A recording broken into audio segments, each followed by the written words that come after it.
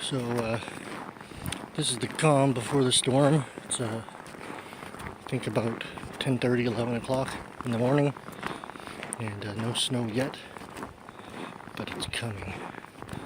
This is an old train track that they made into trails, actually right across Canada. You can take these trails, and after ice storms, they can become what I call the world's longest skating rink.